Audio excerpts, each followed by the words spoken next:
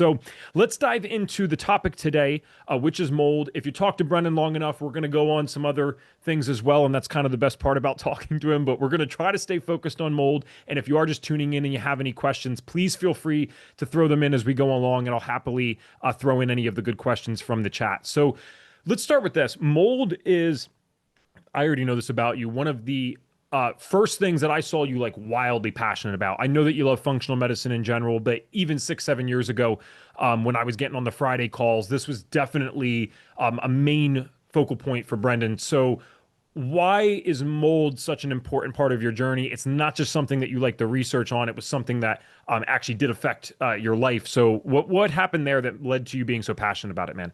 Yeah, well, before we dive in, I really appreciate the compliment and to your credit too, man. Like you're right there with me. You're a few years younger, and it's like imagine where we could be in 10 years, 20 years. Absolutely. You look at some of the pioneers of this industry, like just at IFM, like Jeffrey Bland is still going. It's like he started IFM and he's still going, he's still rocking it. So longevity, especially in a space that really prioritizes longevity medicine and certainly looking at these root cause factors like mold that can disturb our longevity and age our cells at a deep level. So really appreciate it. And we'll definitely go on some side quests. But I love that first question because it is a very personable thing. And even this course that we're launching was really a long time coming. I've been crafting this material for about the past 7 years or so.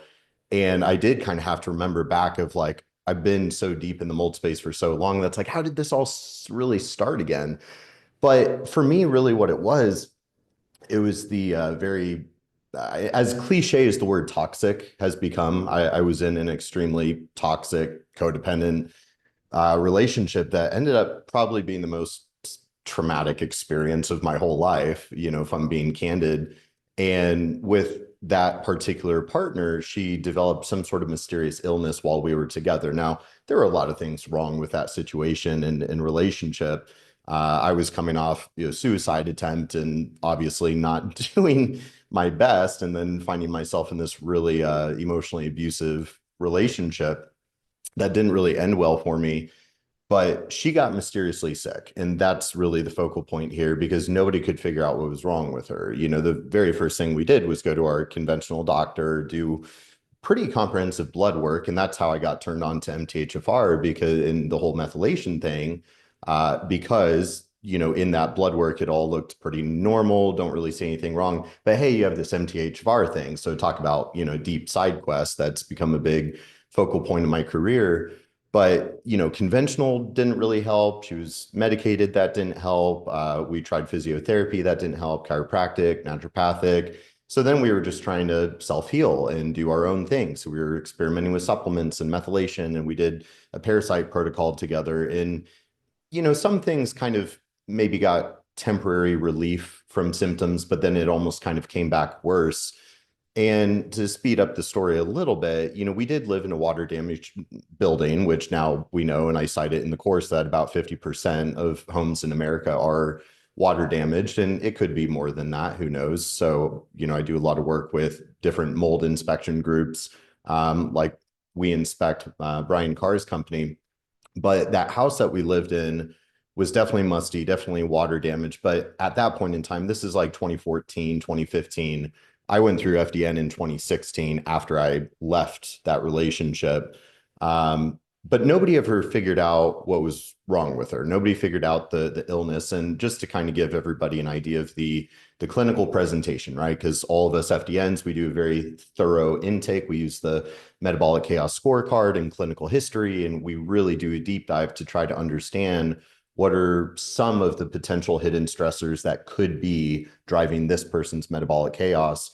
But some of the major symptoms, literally her personality became much more unstable, volatile, like aggressive and dark, if I had to use one word to describe it, but also debilitating fatigue and lethargy and musculoskeletal pain, these cramps that would just like move through her body in kind of a ice pick stabbing pain, all of these weird kind of neurological type symptoms. And she literally wasted away. She got very catabolic and lean. You would have thought she's like overdosing Ozempic or something because she just completely wasted away to the point that some of her friends and family were whispering about like, what's going on? Is there like an eating disorder? What's happening? And literally to this day, I am the only person on planet Earth that really, she had 3 children, but to this day, I'm the only one that has the insight of what she went through from her illness and nobody being able to help her. And as much as I tried to save her, I was being just emotionally abused way too much. So eventually I left. And in 2020, she ended up taking her life. And so why I say all of this is because to this day, nobody, including myself, figured out what happened to her. But when I went through the FDN program and then got exposed to the concept of mold illness, a lot of things clicked. And so I'm not saying that I know for sure that mold was her root cause and that's what made her sick and ruined our lives or anything. I think it's always multifactorial. There's always a lot of different hidden stressors at play. But I am inclined to this day to think that mold was at least part of it because now, being a guy that just created an advanced course on mold and teaching all over the country about this subject, yeah, as far as the prototypical clinical presentation, her symptoms and presentation really fit the mold illness and SIRS kind of phenotype like to a T. So there for a while, I think that's why I was so niched in mold for a number of years because I kind of had this vendetta against it. I felt like that was the thing that got her and, took her from me and ruined us. But either way, it's such a big root cause subject that we're not even close to getting to the bottom of all of it. And it's crazy to me how the functional medicine world, we've adopted mold illness as a strong paradigm. We talk about it constantly. But from a research perspective or health policy or kind of global epidemiology, I think we're going to see this mold thing continue to play out. The problem is nobody wants to fund the research that shows how big of a global problem this is because it's going to be a very expensive problem, which is why, like with my research foundation, it's like, well, I'm trying to raise money to pay for my own research because somebody's got to do this. So it's such a huge problem that I'm really glad to see so many FDNs are embracing learning about mold illness and trying to help people heal. I'm so glad that we have the time that we do today because I do like, even if it's a tough one, I'm sure it's still to share. I like when you get to kind of go there and explain Yeah, some of the stuff that was going on. Um, and it allows me to go off on side tangents too, because it makes me wonder, like one of my favorite subjects outside of health is evolutionary psychology and just understanding humans, right? How do we yeah, become the way that we are?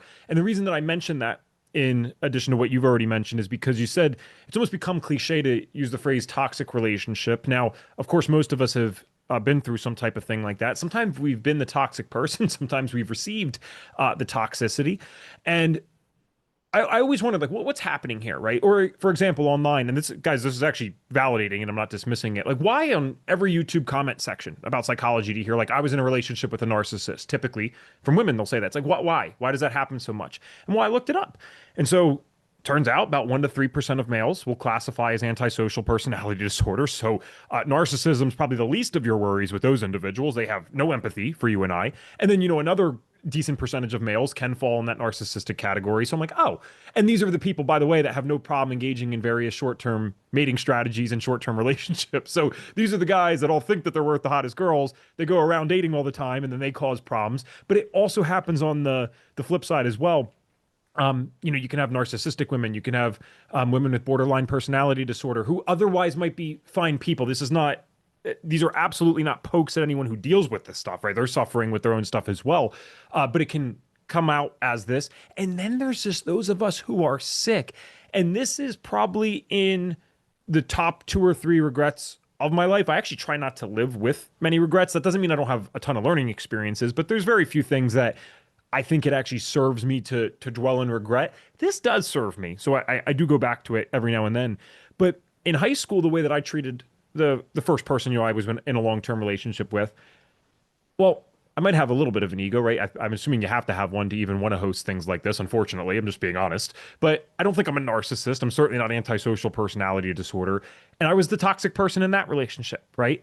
And this is not to excuse anything that anyone does, but I look at that, I'm like, oh, well, I was sick. I was out of control in every area of my life, and it was a sickness that manifested onto myself and onto other people. So, maybe you'll never know exactly what it was that caused those things to manifest in her, but hopefully it's just a reason or an explanation to give people some grace sometimes with this kind of stuff. It doesn't mean you have to put up with the behavior. That's completely different. But just trying to understand why some people end up the ways that they do. And the mold thing, kind of transitioning back to what we're talking about today, is particularly scary for me because I know that I talked to you about this already. I was exposed to it for a year straight, doing dress and all the stuff that we talk about as FDN as well as you can, but I was working inside, at least 10 hours a day. And that effed me up, man. That really got to me a little bit, both mentally and physically. And I'm doing the other things for years that I know to be doing. I cannot even imagine the people out there who are sensitive to these things like myself, who are living in the standard Western lifestyle. I don't, when this research does start coming out of the higher level, like you're talking about, I cannot even imagine what we are going to find in how this was implicated in various aggressive, the violent acts of men, suicides, other various health diagnoses. I think we have no idea just how much this type of illness is going to be involved with those things. And please correct me if I'm wrong. Am I misspeaking there, or do you think that is going to be the case when the research finally comes out that these mold illnesses were at least partially implicated in some like things that you would never think have anything to do with mold? No, 100%.